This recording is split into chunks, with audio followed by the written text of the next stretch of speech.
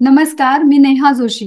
Health guide FYI stay healthy stay inform मध्ये तुमचं पुन्हा एकदा खूप खूप स्वागत. आपल्या या सिरीजमध्ये प्रत्येक एपिसोडमध्ये आपल्याला पुण्याच्या सुप्रसिद्ध वैद्य डॉक्टर रोहिणी साठे वेगवेगळ्या रोगांबद्दल नेमकी आणि महत्वाची माहिती देतात आणि खूप साऱ्या होम रेमेडीज सुद्धा सांगतात.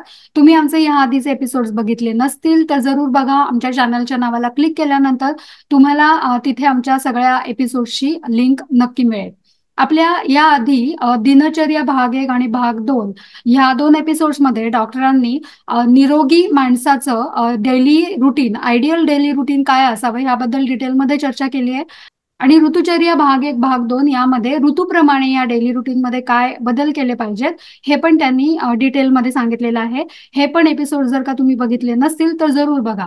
सो दिनचर्या आणि ऋतुचर्या या दोन्हीमध्ये योग्य आहार कसा असावा, वयाप्रमाणे ऋतूप्रमाणे त्याच्यामध्ये काय बदल केले पाहिजेत हे तर त्यांनी सांगितलेलं आहेच आहे. याशिवाय वेळोवेळी वेगवेगळ्या आजारांबद्दल, रोगांबद्दल डिस्कस करताना चुकीचा किंवा अयोग्य आहार घेतल्यानंतर एखादा रोग कसा होऊ शकतो किंवा वाढू शकतो आणि योग्य आहार घेतल्यानंतर तो रोग बरा व्हायला कशी मदत होते हे पण त्यांनी सांगितलेलं आहेच आहे.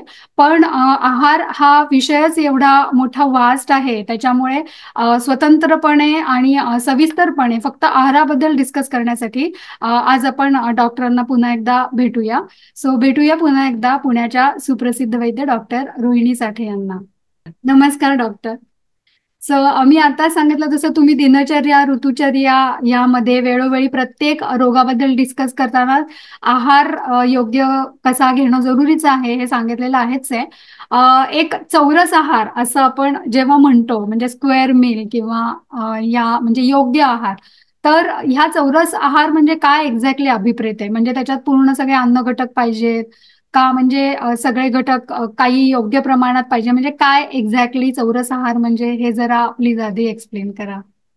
हा चौरस आहार म्हणजे आपण जर प्रत्येक गोष्टीचा विचार केला तर ते पंचमहाभूतांनी हम्म. तयार होत असतं. म्हणजे त्याच्यातले मुख्य घटक जे असतात ते वायू, अग्नी, हम्म. पृथ्वी आणि जल आणि ह्यांना सामावून घेणारं आकाश. आकाश. तर म्हणजे हा एक चौरस, म्हणजे ह्या चार गोष्टी त्याच्यामध्ये डिफाईन झाल्या. मग ह्या चारही गोष्टींचं पोषण करणारं आणि त्याच्यासाठी जागा उत्पन्न करून देणारं असा जो आहार आहे तो म्हणजे चौरस आहार खरं तर आहे. आता चौरस आहाराच्या अनेक व्याख्या केल्या जातात की त्याच्यामध्ये कार्बोहायड्रेट्स, प्रोटीन्स, हा. फॅट्स आणि तुमचे न्यूट्रिएंट्स असे हम्म. सगळे जर योग्य प्रमाणात असतील तर त्यालाही चौरस आहार म्हटलं जातं. हम्म. त्याच्याबरोबरच आहे की काही म्हणजे चार प्रकारचे आहार सांगितले, म्हणजे चार प्रकारची अन्न सांगितली आहेत. म्हणजे हम्म. काय की शिजवून मऊ झालेलं खाणं, हम्म. लाडूसारखं जे असतं ते तोडून खाणं हम्म. किंवा उसाची कांडी वगैरे आपण अशी तोडून खातो त्या प्रकारचं खाणं. एक आहे ते कोरडं चाटून खाणं, म्हणजे कोरडं असतं ते कशाला तरी लावून खाणं. हम्म. आणि चौथा प्रकार म्हणजे लेह सारखं, म्हणजे चाटून चाटून म्हणजे चटण्या वगैरे आपण ज्या म्हणतो वा. ना हा. त्या. तर असे हे चार प्रकाराचे आहारीय द्रव्य ज्या आहारात समाविष्ट आहेत त्याला पण चौरस आहार असं म्हटलं जातं. वा. तर एकूण काय की तुम्ही तुमचं शरीराचं पोषण नीट होण्यासाठी शरीराला आवश्यक असणाऱ्या सगळ्या घटकांचा वापर हा तुमच्या आहारात तुम्ही योग्य प्रकारे केला पाहिजे. ह्याला खरं तर चौरस आहार म्हणायचं. हम्म. आणि मग तो चौरस आहार कसं होतं की प्रत्येक प्रांतानुसार, देशानुसार हा बदलत जातो. म्हणजे हम्म. आता आपण जर पंजाबमध्ये गेलो तर तिथे सगळे जड पदार्थ असतात, पचायला जड असतात खूप, पण ते तिथल्या नीट पचणारे असतात आणि हा. तिथल्या म्हणजे शरीराला आवश्यक घटक देणारे असतात. हा. आपण तिथून खाली थोडं गुजरातमध्ये आलो तर तिथे वेगळ्या प्रकारचा आहार आहे, महाराष्ट्रात आणखीन वेगळ्या प्रकारचा आहे, आणि साऊथ इंडियामध्ये आपण गेलो त्या प्रदेशामध्ये म्हणजे जसं की कर्नाटक आहे, तमिळनाडू, आंध्र प्रदेश, केरळ, ह्या सगळ्या भागामध्ये एक वेगळ्या प्रकारचा आहार आहे. तर ही विविधता ही त्या त्या देशात म्हणजे त्या त्या स्थानामध्ये जे काही घटक निर्माण होतात हम्म. त्या प्रकारे ते बनलेले असतात. हम्म. आणि म्हणूनच ते महत्व आहे. म्हणजे यथा राजा तथा प्रजा किंवा यथा देश तथा वेश, ह्या हम्म. म्हणी आपण खूप ऐकतो, पण त्याचं महत्व किंवा ते कनेक्शन असंच आहे हम्म. की ज्या प्रदेशात आपण राहतो किंवा ज्या प्रदेशात आपला जन्म झालेला आहे हम्म. त्या प्रकारचं अन्न किंवा तिथे उत्पन्न होणारं अन्न पचवण्याची क्षमता आपल्या शरीराची ही परफेक्ट असते. म्हणजे तिथलं बनवलेलं अन्न किंवा तिथे तयार झालेलं आहार, अन्न हे आपण सहजपणे पचवू शकतो. हम्म. पण आता आपलं ग्लोबलायझेशन झालेलं आहे. बरोबर. त्यामुळे आता म्हणजे कुठलाही मनुष्य कुठल्याही देशात जाऊन त्याच्या उपजीविकेसाठी, त्याच्या आनंदासाठी किंवा त्याच्या कर्मभूमी एक चूज करून अशा अनेक ठिकाणी जातो. तर त्या ठिकाणी मग त्याला तिथे तयार झालेलं, तिथे तयार जे होतं आणि बनवलं जातं, हम्म. त्या प्रकारचा आहार त्याला घ्यावा लागतो. हम्म. आणि मग तो कसा पचवायचा किंवा काय, हा एक पुढे आपल्याला विचार करावा लागतो. पण बरोबर. त्याच्यामध्ये सुद्धा तिथे तयार होणारे सगळ्या अन्नातले ह्या चारही प्रकारचे घटक त्यांनी जर वापरले, हम्म. तर तो चौरस आहार त्या व्यक्तीला त्या प्रदेशापुरता तयार होतो. आणि तो त्या शरीराचं पोषण नीट होणं आणि त्याचं आरोग्य चांगलं टिकवणं ह्याच्यासाठी मदत करतो. त्याच्याबद्दल आपण नंतर परत बोलूच.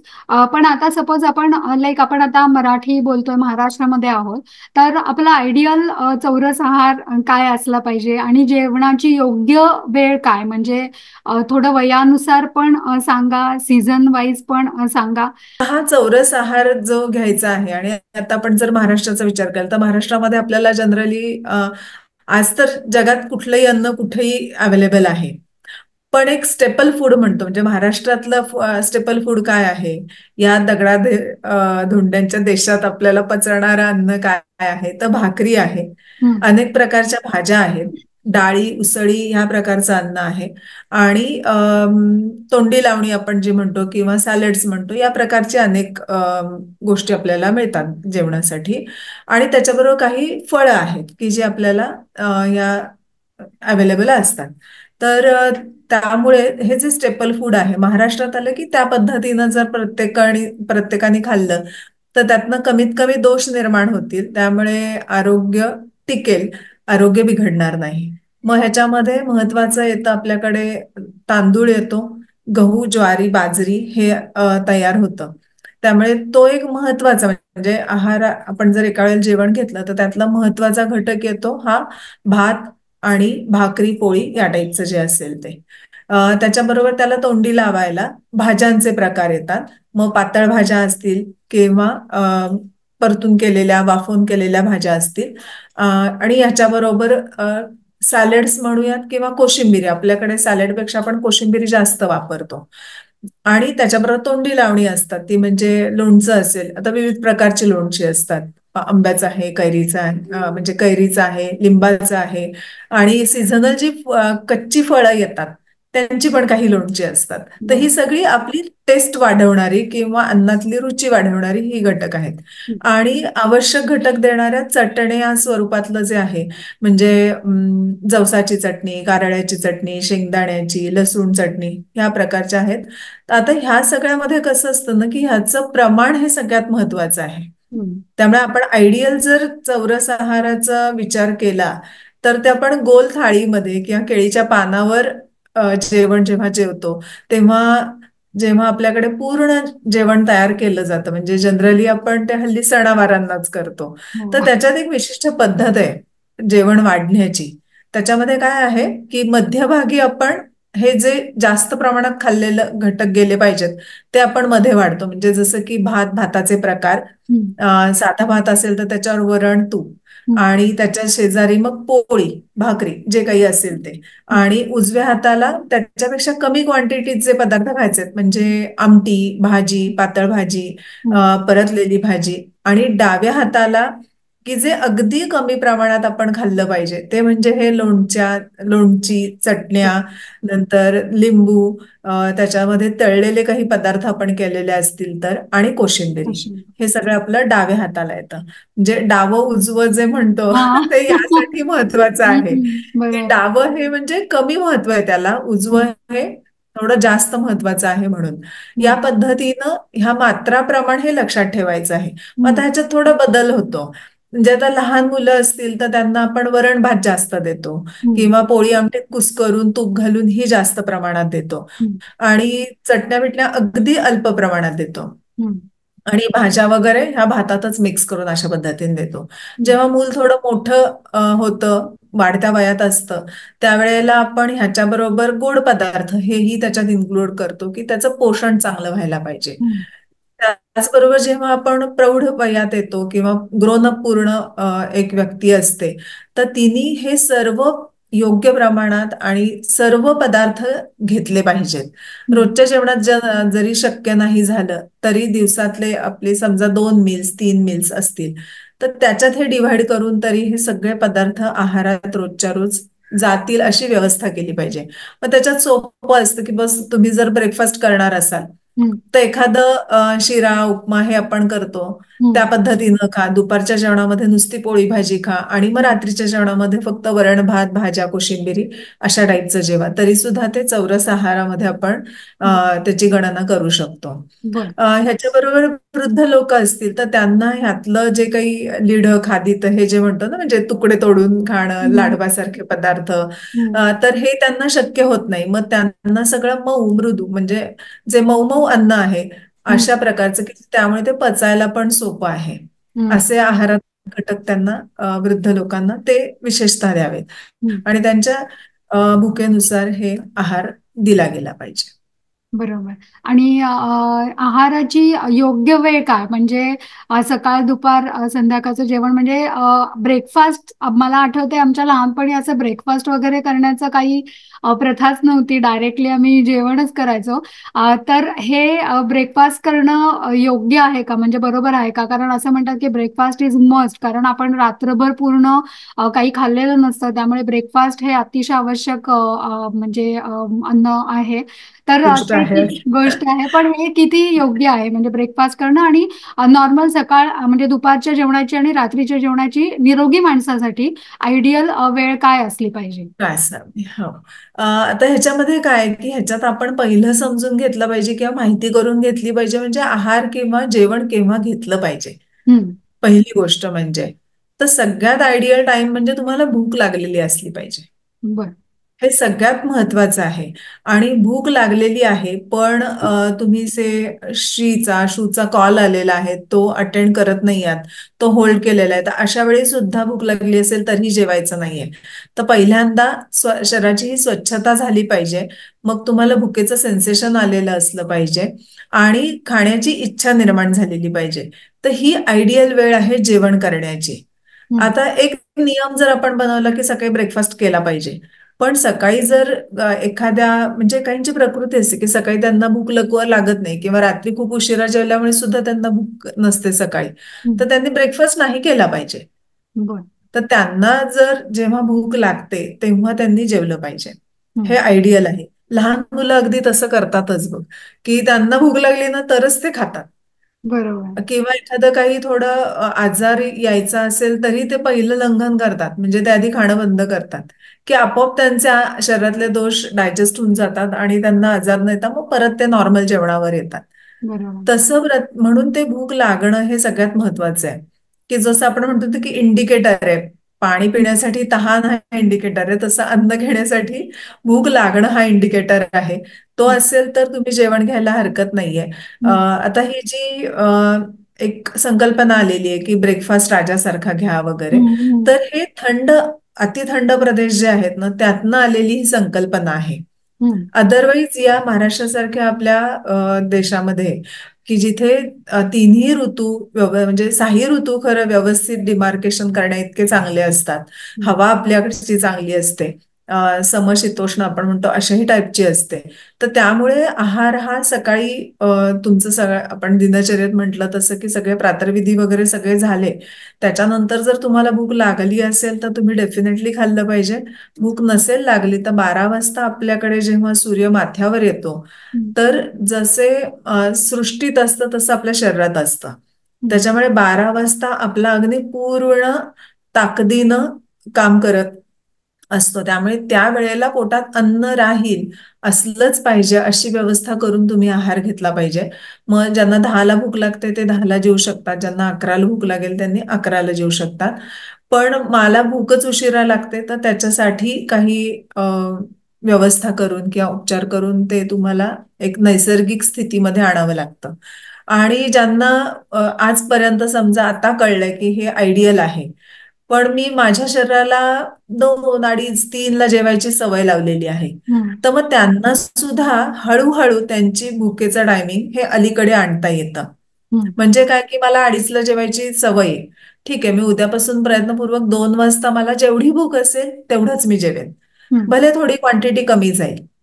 मग हळूहळू असं एक 8-15 दिवस गेले की मग 1:30ला सवय लावायची जेवायची. हं, 1:30ला जेवढी भूक असेल तेवढंच जेवायचं. असं करत करत हळूहळू प्रत्येक व्यक्तीला आपल्या भुकेचं टायमिंग ऍडजस्ट करता येतं. हं, आणि मग आपण हे जे आयडियल कळलंय आता, त्याप्रमाणे आपली 10 ते 11 या वेळात भुकेची जेवणाची वेळ ठेवली तर ती आयडियल होते.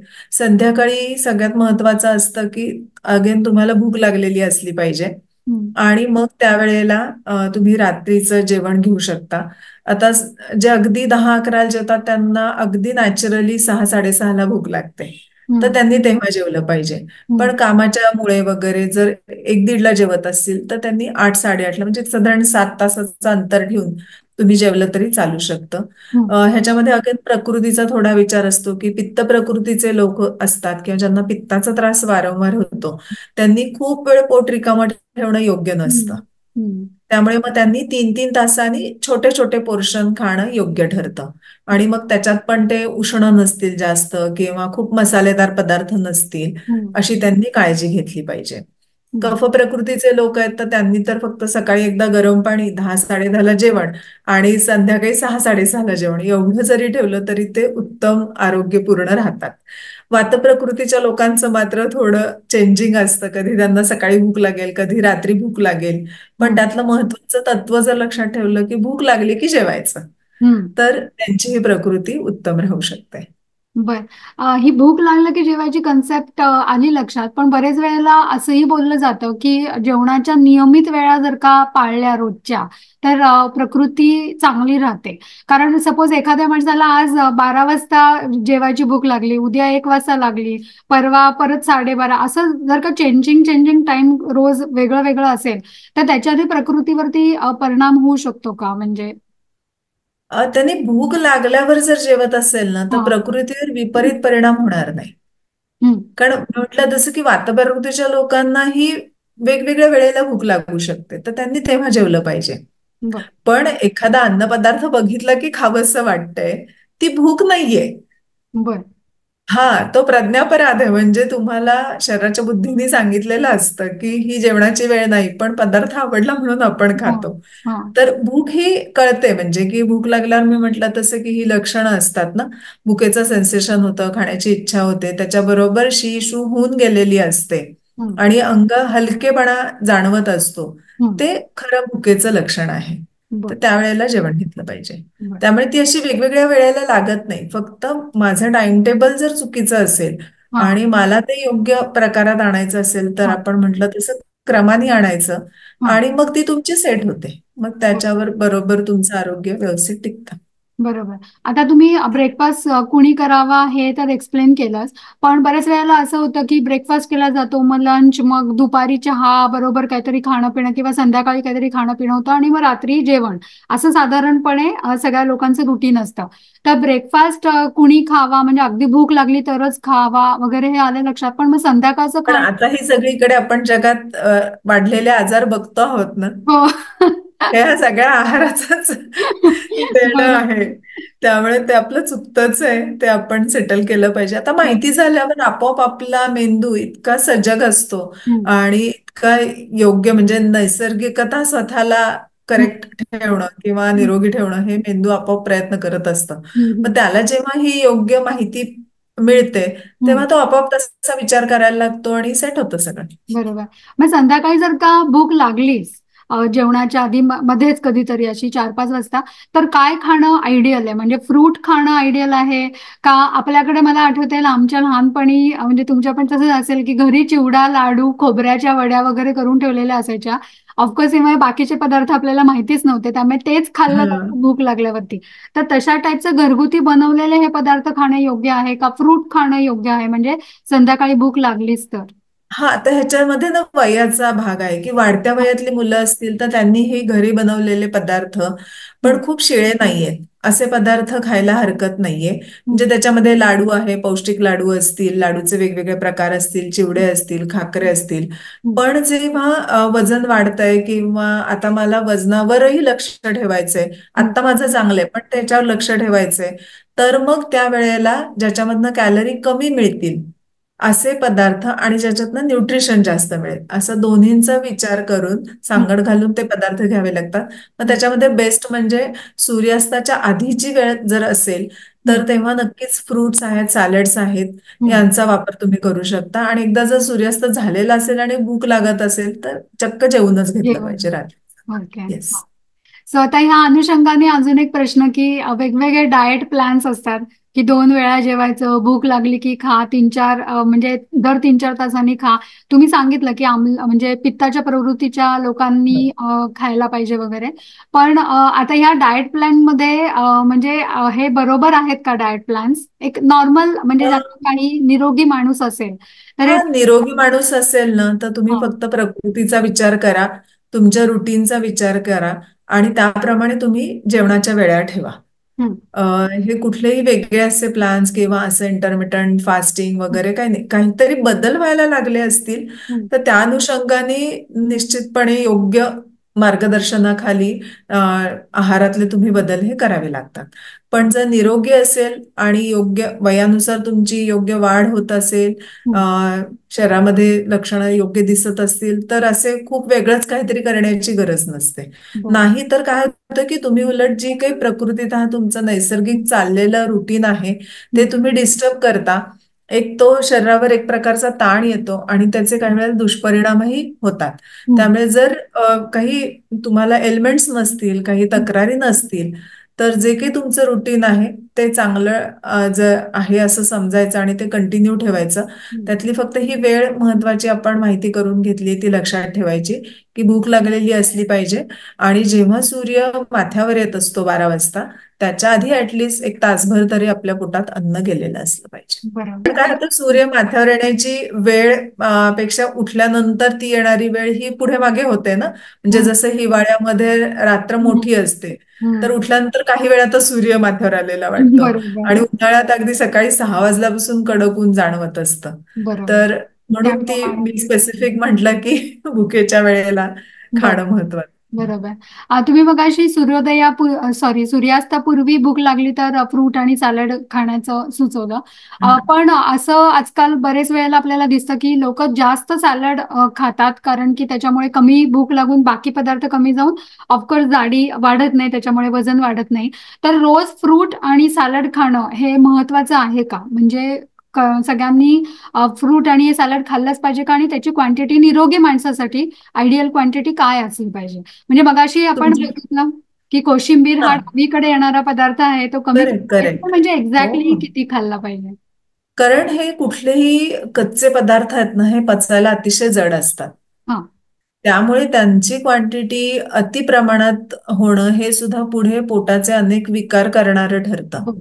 त्यामुळे म्हणून ते सूर्यास्ताच्या आधी म्हटलं. हं, सूर्यास्ताच्या आधी तुम्ही हे कच्चे पदार्थ खाऊ शकता.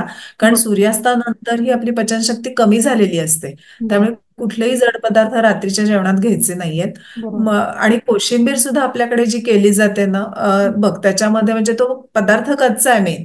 हं, पण त्याची पचनशक्ती वाढावी शरीरामध्ये म्हणून त्याच्यामध्ये आपण लसूण म्हणा, कांदा म्हणा, हं, नंतर आलं काही वेळेला घातलं जातं किंवा मोहरीची, मेथ्यांची फोडणी की होय. ज्याच्यामुळे त्याची स्वतःची पचन होण्याची क्षमता वाढलेली असते. बरं. म्हणून कारण ते कच्चे पदार्थ जड आहेत पचायला. हं, आणि एखादी काही तुमच्या शरीरात बदल होताना दिसत असतील किंवा फॅट्स खूप वाढतायत, तर हं, मग तुम्हाला कॅलरी कमी करायला पाहिजेत. हं, मग कार्बोहायड्रेट मधून जास्त कॅलरीज जातात म्हणून ते टाळायचंय. म्हणून मग तुम्ही तेव्हा त्याची जागा सॅलडनी वगैरे भरून घेऊ शकता. हं, पण त्यालाही प्रमाण आहे आणि त्याच्याने फक्त कंट्रोल होत नसेल तर नक्की काहीतरी वेगळा विचार व्हायला पाहिजे. हे हं. बघून योग्य मार्गदर्शन तेव्हा घेणं आवश्यक आहे. बरोबर. तुम्ही मगाशी चौरस आहार कसा असावा हे डिटेलमध्ये सांगितलं.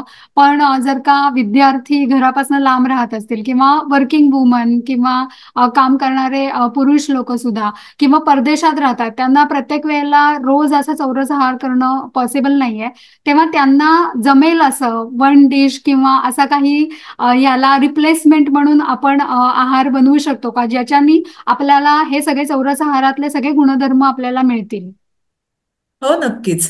आपण तेव्हाच बोललो ना, की बाबा एका वेळेला एवढं पूर्ण ताट मिळणं शक्य नसेल. बरोबर. तर मग तुम्ही त्याच्यामध्ये हा बदल म्हणजे हे करू शकता, की यातलं जे सकाळी म्हणजे प्रोटीन युक्त आहेत, उसळी हं, असतील, भाज्या हं, असतील, हा तर आणि थोडंसं काहीतरी त्याच्याबरोबर तांदुळाचा रवा किंवा गव्हाचा रवा किंवा दलिया ह्याच्या प्रकारचं काहीतरी एक मिक्स करून तुम्ही सकाळच्या जेवणामध्ये घ्या. मग दुपारचं जेवण जर मिळत असेल तर ठीक आहे. हं, मग त्याच्यामध्ये तुम्ही पोळी भाजी शक्य असेल तर ते घ्या, किंवा आता तुम्ही बाहेर असाल, ब्रेड खावा लागत असेल तर तो ब्रेड टोस्ट करून घ्या, त्याला बटर कंपल्सरी लावा. हं, जे हा त्यातला महत्वाचा भाग ठरेल. मग दुपारी फळं कंपल्सरी खा तुम्ही. हं, आणि मग रात्रीच्या जेवणामध्ये आपलं डाळ तांदूळाची खिचडी, हं, किंवा मग बाहेर असाल तर सॅलड बरोबर किंवा पास्ता वगैरे असेल तर त्याच्यामध्ये भरपूर भाज्या घालून तो पास्ता करून खा. हं, अशा प्रकाराने तुम्ही स्वतःची जी रिक्वायरमेंट आहे ती दिवसभराच्या वेगवेगळ्या वेळात फुलफिल करू शकता. हं. ताजं अन्नाचं महत्त्व तर आहेच आहे. ज्यांना ज्यांना पॉसिबल असेल त्यांनी ताजं अन्न तर करून खावंच. पण आता जसं मी म्हटलं तसं बाहेर राहणारे स्टुडंट किंवा मोस्टली परदेशात राहणाऱ्या गृहिणी ज्यांना रोज स्वयंपाक करणं पॉसिबल नाहीये वेळेअभावी, बरेच वेळेला असं दिसून येतं की त्या पूर्ण आठवड्याच्या भाज्या बनवतात आणि डब्यात भरून त्या फ्रीझरमध्ये ठेवतात आणि रोज एक एक डबा काढतात. त्या घरीच बनवलेल्या असतात, त्याच्यात काही प्रिझर्वेटिव्ह वगैरे काही नाहीयेत. पण असं अन्न खाणं योग्य आहे का? म्हणजे ताजं अन्न आणि शिळं अन्न याच्यातलं. आता कुठल्या प्रकारचा आहार घेऊ नये म्हणून आयुर्वेदामध्ये सांगितलेलं आहे. हा. त्याच्यात पहिलं महत्वाचं आहे की तुम्ही जे थंड झालेलं आहे ते परत गरम करून खाऊ नका खरं तर. बर. कारण की ते गरम होण्याच्या काळामध्ये त्याच्यामध्ये काही बॅक्टेरिया वगैरे वाढतात. हं, हं, खरं तर आयडियली असं आहे की अन्न तयार शिजवलं की 3 तासामध्ये तुम्ही खा. पण एकूणच आजच्या सगळ्या परिस्थितीमुळे ते शक्य नाहीये. बरोबर. त्यामुळे ऍटलिस्ट जिथे तुम्ही ते अन्न ठेवणार आहात त्या फ्रीजचं टेम्परेचर मेंटेन राहील, 4 डिग्रीच्या खाली राहील, हं, अशी जर व्यवस्था तुम्ही होऊ शकत असेल. आता परदेशामध्ये असे फ्रीज आणि अशा सगळ्या व्यवस्था असतात, हं, तर त्यामुळे तिथे चालू शकतं. हं, पण आपल्या देशात म्हणजे महाराष्ट्रात म्हणा किंवा भारत देशामध्येच एकूण उष्ण हवामान जेव्हा असतं, हं, किंवा फ्रीजचा वापर आपण वारंवार उघडणं वगैरे करतो, तर त्याच्यात फ्रीजचं टेम्परेचर सारखं वर खाली होतं. आणि मग त्या पदार्थाची जी काही क्वालिटी आहे ती मेंटेन होत नाही, त्याच्यातले न्यूट्रिएंट्स तेवढे चांगले राहत नाहीत. म्हणून शक्यतो टाळावं. हं, जेव्हा पॉसिबल होईल तेव्हा गरम तयार अन्न करूनच शिजवून खावं. हं, हा सगळ्यात बेस्ट आहे. त्याची तयारी तुम्ही करून ठेवा, की मग ते फक्त थोडंसं प्रोसिजर करून तयार शिजलं जाईल आणि तुम्हाला खाता येईल. हं, अशा टाईपमध्ये चालू शकेल. हं, पण शक्यतो टाळावं. आणि जेव्हा जिथे फ्रीजचं सारखं टेम्परेचर कमी जास्त होतंय हं. अशा ठिकाणी ठेवलेले पदार्थ तर शक्यतो खाऊच नयेत. मगाशी तुम्ही चौरस आहाराचं वर्णन केलं, त्याच्यामध्ये लिंबू, कोशिंबिरी, भाज्या, वरण भात वगैरे सगळं. आता या प्रत्येक पदार्थाची चव वेगळी असते, बरोबर? काही आंबट आहेत, काही तिखट आहेत, काही गोड आहेत. तर याचा क्रम म्हणजे अशा काही विशिष्ट क्रमाने जेवल्यावरती त्याचा उपयोग असतो का, असं काही क्रमाची जरुरी नाहीये? ह्याच्याबद्दल जरा नाही, नाही. सांगा. क्रमाचं खूप इम्पॉर्टन्स आहे. आणि हं, तो क्रम कसा आहे त्याच्या चवीनुसार आहे. म्हणजे हं, कुठला पदार्थ खाताय ह्याला थोडं कमी महत्व आहे. तो कुठल्या चवीचा आहे. त्यामुळे सगळ्यात महत्वाचं आहे की जर आपल्याला भूक लागलेली असेल तर पहिल्यांदा थोडंसं पाणी प्यायचं आहे. अगदी घोटभर जरी चालेल. आणि त्याच्यानंतर अ, जे काही जेवणामधला मधुर रस म्हणजे गोड पदार्थ आहेत ते तुम्ही आधी खाल्ले पाहिजेत. बरं. त्याच्यानंतर जे हलके आहेत म्हणजे तुरट वगैरे आहेत तर हं, ते शेवटी खाण्यात आले पाहिजेत. आणि म्हणजे जेवणाच्या मधल्या टप्प्यामध्ये आंबट, तिखट, शिजवलेले जे काही भाज्या वगैरे आहेत अशा टाईपचे पदार्थ या क्रमाने गेले पाहिजेत. हं, आता समजा तुम्ही पोळी भाजी आमटी भात खाताय तर हम्म. मग ह्याच्यामध्ये काय, तर आधी मृदू पदार्थ म्हणून आधी भात खाल्ला गेला वा. पाहिजे. हम्म. म्हणजे वरण भात, भाजी भात, हम्म. मग त्याच्यावर लिंबू पिळून हे आधी खाल्लं गेलं पाहिजे. हम्म. त्याच्यानंतर पोळी भाजी या हम्म. टाईपमध्ये. आणि सगळ्यात शेवटी तुरट रसाचं सांगितलं. मग आपल्याकडे तुरट रसाचं काय अवेलेबल आहे, तर सगळ्यात बेस्ट म्हणजे ताक आहे. हम्म. तर म्हणून भोजनांते पिबेत तक्रम असं हम्म. म्हटलेलं आहे, बर. की जेवणाच्या शेवटी तुम्ही ताक प्यायला पाहिजे. समजा ताक नसेल तर तुम्ही सुपारी असते किंवा बडीशेप असते, ती हम्म. चावून चावून घेतली पाहिजे, हम्म. की मग तुमचं पचन पूर्ण व्यवस्थित व्हायला हा क्रम महत्वाचा ठरतो. हम्म. सो हा झाला आहाराच्या चवीप्रमाणे क्रम. आपल्या पाण्याच्या एपिसोडमध्ये तुम्ही आपल्याला आहार आणि पाणी याचं प्रमाण साधारण काय असावं सांगितलेलंच आहे. पण तरी एकदा आहाराच्या आपल्या ह्या एपिसोडमध्ये आहार आणि पाणी याचं योग्य प्रमाण काय असलं पाहिजे ते सांगा. पाण्याच्या एपिसोडमध्ये आपण म्हटलं होतं की पाणी ॲज सच जेवताना खूप प्यायचं नाहीये. हम्म. आणि जाडी कमी करायची असेल तर जेवणाआधी गरम पाणी प्यायचे, वाढवायची असेल तर जेवणानंतर गरम पाणी प्यायचं, हे बोललो आपण. हम्म. तर जेवणामध्ये जेव्हा आपण विचार करतो ना, तर तेव्हा सॉलिड फूड म्हणजे घन पदार्थ, द्रव पदार्थ हम्म. यांचा मुख्यतः विचार केला जातो. म्हणजे हम्म. आपल्या पोटाचा आमाशयाचा आकार जेवढा आहे त्याचे जर आपण 4 भाग केले तर हम्म. त्यातले 2 भाग अन्नाने म्हणजे घन पदार्थाने भरायचे आहेत. एक पदार्थ हा द्रव पदार्थाने म्हणजे पातळ पदार्थ, मग याच्यामध्ये पाणी असेल, ताक असेल, बर. आमटी भाजी पातळ असेल तेही असेल. आणि बर. एक भाग हा रिकामा ठेवायचा आहे. हा. हे मुख्य प्रमाण आहे. हा. तर मग त्याचा जर विचार केला तर आमाशयाची कपॅसिटी साधारण एक 1500 ml अशी जर आपण धरली आणि त्याचे 4 भाग केले तर तो प्रत्येक भाग साधारण 350 मिलीचा होतो. तर हम्म. 700 मिली किंवा 700 घन असेल हा घन पदार्थ. मग त्याच्यामध्ये सगळ्या भाजी, उसळी, हम्म. कोशिंबिरी, हम्म. वरण, भात हे जे काही आहे ते घट्ट पदार्थ येतील.